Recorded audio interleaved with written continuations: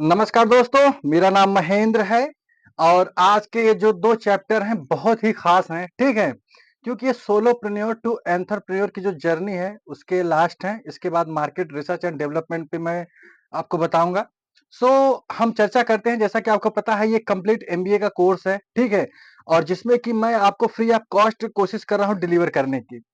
यहाँ पे देखिए क्या है how to scale your business यानी सोलोप्रेन्योर टू एंटरप्रेन्योर में जो अभी तक मैंने आपको बताया है, ठीक है?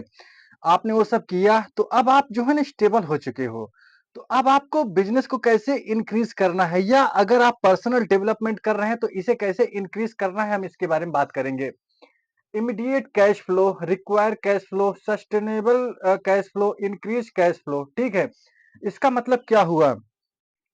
कि जब आप बिज़नेस इंक्रीज़ कर रहे हो, ठीक है? तो आपको कितने कैश की रिक्वायरमेंट है? इमीडिएट कितने कितने कैश फ्लोज़ की रिक्वायरमेंट है, ठीक है?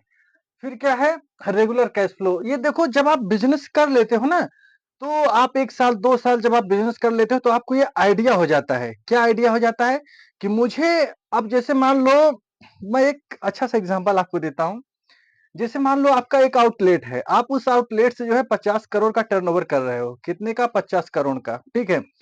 अब आप इसे जो है ना 5 जगह और करना चाहते हो, पचम 25, ठीक है? यानी जो है आपको 250 करोड़ रुपए की और आवश्यकता है। तब आप क्या करते हो? आप इनिशियल पब्लिक ऑफरिंग निकालते हो। ये लिस्टेड कंपनी की मैं बात कर रहा हूँ, ठीक है?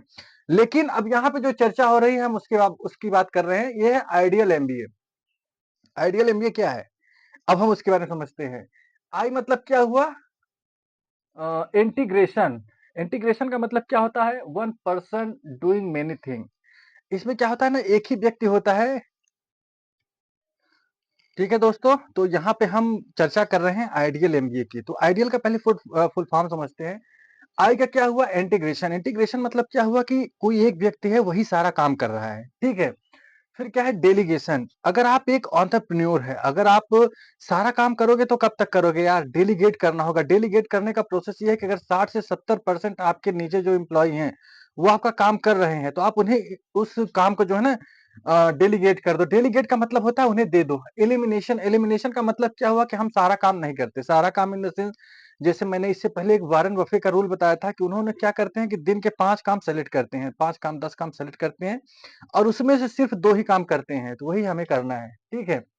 फिर क्या है? आउटसोर्सिंग। जो हमारे पास नहीं है, हम उसे क्या करते हैं? हम लोग उसे आउटसोर्स करते हैं। आउटसोर्स का मतलब ये होता है कि बाहर से खरीदना, जैसे कॉल सेंटर वाले होते हैं। जैसे कॉल सेंटर में क्या होता है कि जितने भी कॉल सेंटर हैं, ठीक है? जैसे जो फॉरेन के लोग हैं, फॉरेन वाला काम यहाँ से होता है, तो जो सर्विस लेता है उसे लगता है कि यहीं से हो रहा है, लेकिन वो सारा काम कहाँ से होता है? इंडिया से होता है या जो अदर कंट्रीज़ हैं वहाँ से होता है। अब इसमें देखो ये क्या चीज़ें हैं ना, हम क्या करते हैं, आपके लिए क्या अच्छा है? जब आप एक एंटरप्रेन्योर बनते हो, जब आप बिज़नेस करते हो ना तो कुछ चीज़ें आपको डिफाइन करनी होती हैं कि आपको क्या चाहिए? आपको मोर कस्टमर चाहिए, मोर ट्रांज़ैक्शन चाहिए, मोर फ्रीक्वेंसी चाहिए, मोर प्राइस चाहिए या मोर क्या कहते हैं फीडबैक चाहिए। जो भी चाहिए मतलब आपको ये अपने आप से सवाल पूछना होगा। ठीक है? तभी आप जो है उसके जो एक प्रॉपर सवाल का जवाब है वो आप अपने आप को दे पाओगे। देखो ये सबसे इम्पोर्टेंट क्या होता है ना कि जब आप एक नए कस्टमर होते हो या नए आप एंटरप्रेन्योर होते हो या नया जब बिज़नेस आप स्टार्ट करते हो, तो चीज़ें हमें समझ में नहीं आती, ठीक है? लेकिन जब आप 1 साल, 2 साल जब आप उसमें रह लेते हो ना तब चीज़ें आपको धीरे, धीरे, धीरे, धीरे समझ में आना स्टार्ट हो जाती हैं। अब ये हमारा क्या है solopreneur to entrepreneur, solopreneur to entrepreneur. अब इससे ये फाइनल डिस्कशन है क्या है आस्क योरसेल्फ अपने आप से सवाल क्या-क्या पूछना चाहिए? Raise your price, hire their clients, be selective, be contract work, build passive income. देखो, होता क्या है ना कि जब हम नए होते हैं, जैसे मैं जब आज से 1 साल पहले जब मैंने बिज़नेस स्टार्ट किया था, ठीक है? तो मैं क्या करता था ना, जो भी मिलता था सबको बताने लगता था, सबको देने लगता था। यार ये मेरा प्रोडक्ट है, इसे देखो ये अच्छा है, ये है, फलाना है, ढिमका है, वो मतलब वो चाहे मेरी बात समझ रहा हो, चाहे ना समझ रहा हो, मैं सबको बताते फिरता था। अब ऐसा नहीं है, अब 1 साल से ज़्यादा हो गए हैं। अब हमें पता है ना कि कौन हमें पैसा देने वाला है, कौन अच्छा सामान बेचने वाला है, बाकी सबको इग्नोर कर दो। तो वही चीज़ यहाँ पे लिखा हुआ है, रेज़ योर क्या कहते हैं हायर देयर क्लाइंट्स मतलब आप क्लाइंट को सेलेक्टिव कैसे कर सकते हो, ठीक है? सब contract work, build passive income, फिर क्या है रेज़ योर प्राइस। अब जब प्राइस बढ़ने लगा सॉरी जब प्रोडक्ट आपका बिकने लगा तब आप प्राइस इंक्रीज़ कर सकते हो।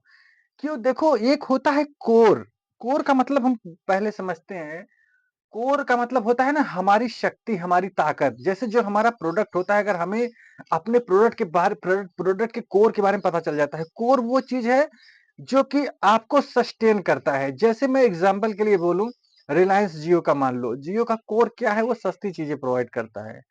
ठीक है? एप्पल का कोर क्या है कि लोग महँगा से मतलब वो उसमें प्राइस देखते ही नहीं। उसमें क्या करते हैं प्राइस देखते ही नहीं बस हाँ, एप्पल का फ़ोन 17 आ रहा है, 18 आ रहा है या 16 आ रहा है बस वो ले लेते हैं। उसमें प्राइस की वैल्यू नहीं रहती। क्यों? क्योंकि उनका कोर जो है ना बड़ा स्ट्रॉन्ग है। उसी तरीके से आपको अपने प्रोडक्ट के कोर को समझना होगा। फिर क्या करना है? बी सेलेक्टिव जैसे अभी मैंने बताया ना यार कि सबसे बिज़नेस नहीं करना है। सबसे बिज़नेस करोगे तो क्या होगा ना कि गड़बड़ हो जाता है। तो जो जब 1 साल, 1.5 साल, 2 साल का एक्सपीरियंस हो जाता है ना, तो हमें पता चल जाता है कि कौन-सा अच्छा बंदा है, कौन-सा मतलब पेमेंट कुल मिलाकर के पेमेंट है यार, जो अच्छे से पेमेंट दे वो अच्छा है, जो अच्छा पेमेंट नहीं दे वो खराब है। सीधा-सा इंडिकेटर यही मान लो, ठीक है? अब ये चीज़ें क्या है ना, ये जब आप सोलोप्रेन्योर जब ये आप बनते हो तब आपको ये पूछना चाहिए किससे? अपने आप से। जब आप अपने आप से सवाल पूछोगे, तभी जवाब मिलेंगे। सवाल ही जवाब हैं, जब तक सवाल नहीं करोगे जवाब कहाँ से आएगा? Geographical expenses.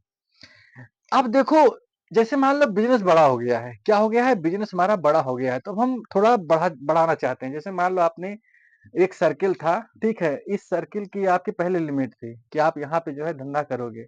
अब इस धंधे में आपने जो है ना सोचा कब हो गया, अब इस सर्किल से बाहर आना है। बाहर कैसे आना है? रिसोर्सेस अवेलेबिलिटी पहले ये चेक करना होगा कि जहाँ पे मैं जा रहा हूँ, वहाँ पे जो मेरा प्रोडक्ट है, उस प्रोडक्ट के रिगार्डिंग रिसोर्सेस उपलब्ध हैं या नहीं उपलब्ध हैं, ठीक है? फिर क्या है जैसे मान लो अगर मैं कहीं बाहर जा रहा हूँ, अगर वहाँ पे मेरी सुविधाएँ नहीं है या मुझे वहाँ कोई नहीं जानता तो क्या मैं वहाँ पे पार्टनरशिप कर सकता हूँ? ये सवाल पूछना चाहिए अपने आप से, जब सवाल पूछोगे तभी जवाब मिलेंगे। फिर क्या होम मार्केट सैचुरेटेड सवाल जैसे भी मैंने आपको बताया कि ये आपका होम मार्केट है, ठीक है ये। क्या आपने इसे पूरी तरीके से ले लिया है? एग्ज़ाम्पल के लिए सैमसंग का लो, वीवो का लो। किसका लो? सैमसंग का, वीवो का। वीवो कहाँ की कंपनी है? चाइना की है, चाइना बहुत बड़ा है। सैमसंग कहाँ की है? कोरिया की है, कोरिया बहुत छोटा है। सैमसंग जब से मतलब वो लॉन्च हुआ था पूरे हर जगह वो लॉन्च कर दिया। क्यों? क्यों कोरिया छोटा-सा था, उसने बहुत जल्दी मार्केट को सैचुरेट किया, फिर वो ग्लोबली छा गया। वीवो क्या हुआ? चाइना बहुत बड़ा है, उसे खाने में बड़ा टाइम लगा, उसके बाद वो लोग बाहर आए, ठीक है? फिर क्या है? Political factor. पॉलिटिकल फैक्टर का मतलब ये होता है जैसे अपने इंडिया की बात करें, यहाँ पे कोई धंधा स्टार्ट करोगे ना तो तुम्हारा डॉक्यूमेंट्स और जो पॉलिटिशियन है उन्हें फंड खिलाते-खिलाते ही काफ़ी समय बीत जाएगा तो तुम धंधा कब करोगे? यही कारण है कि अक्सरतर इंडिया के जो बिज़नेसमैन हैं या जो अरबपति, खरबपति लोग होते हैं वो इंडिया छोड़ देते हैं। क्यों? इन्हीं निकम्मों की वजह से, ठीक है? लीगल फैक्टर यही होता है। वर्किंग कैपिटल जैसे कि आपको पता है कि यार कोई भी काम करने के लिए पैसा होना चाहिए, जब पैसा नहीं होगे तो काम कैसे करोगे? अब देखो हम इस पे कंक्लूज़न में आते हैं। अब ये जो मैंने आपको बताया है, ठीक है, home market saturated, political factor और क्या कहते हैं जियोग्राफिकल फैक्टर, ये सारी चीज़ें जो है ना आप कब देखते हो जब आप 1 साल, 1.5 साल का एक्सपीरियंस जब आपके पास हो जाता है। तो दोस्तों ये जो मैंने अभी वीडियोज़ बनाई हैं आपको ये जो मैंने बताया है, ये क्या था सोलोप्रेन्योर टू एंटरप्रेन्योर। अभी देखो इसमें बहुत सारी मतलब अभी 9 सब टॉपिक्स होंगे, ठीक है? और जिसमें कि अभी आपको बहुत सारी अच्छी-अच्छी वीडियोज़ मिलेंगी। और आप इन वीडियोज़ को देखो, सीखो, जानो, ठीक है? अपनी लाइफ़ में इम्प्लीमेंट करो तभी मज़ा आएगा, नहीं तो मज़ा नहीं आएगा। और जैसे कि मैं यार कॉपी दिखा-दिखा कर के मैं थक गया हूँ, ठीक है? थका नहीं हूँ, लेकिन ये कॉपी जो है ना देखो, ज़रूरी नहीं है कि मेरी ही वीडियो देखो यार, किसी की भी वीडियो आप देखते हो, तो आपको कॉपी लेकर के बैठना होगा। जब आप कॉपी लेकर के बैठते हो ना, जब आप लिखते हो तो वो लिखना जो है ना आपके सबकॉन्शियस माइंड को हिट करता है। जब आपके सबकॉन्शियस माइंड को हिट करता है तब आप उस चीज़ को सीखना स्टार्ट करते हो। और लर्निंग 1 दिन का काम नहीं है, 1 महीने का काम नहीं है, 1 साल का भी काम नहीं है। लर्निंग जो है ना 5 साल का प्रोसेस होता है। 5 से 10 साल जब आप लगे रहते हो किसी चीज़ को ना, तब उसकी चीज़ें आपको धीरे-धीरे समझ में आने लगती हैं, तब वो आपके व्यक्तित्व में भरता है। तब जाकर के आप उस पे एक्शन लेना स्टार्ट कर सकते हो। नहीं तो यार नॉलेज तो बहुत लोगों के पास पड़ा हुआ है। बहुत सारे ज्ञानी बाबा पड़े हुए हैं लेकिन कुछ कर नहीं पाए हैं, ठीक है? तो आपको अगर एक्शन लेना है, तभी आपको इस तरीके की वीडियोज़ देखनी है और आप उसपे एक्शन लो, ठीक है?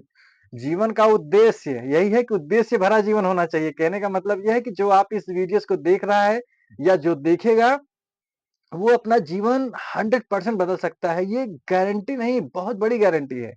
जितने बड़े लेखक हैं, जितने बड़े मोटिवेशनल स्पीकर्स हैं, सबकी बुकें आप देखोगे, तब आपको चीज़ें समझ में आएँगी धीरे-धीरे। तो ठीक है दोस्तों, ये जर्नी है, आप इस जर्नी को कंप्लीट करो और अगर अच्छा लगे तो आप इसे शेयर करो दोस्तों को। मिलता हूँ नेक्स्ट वीडियो में। जय हिंद।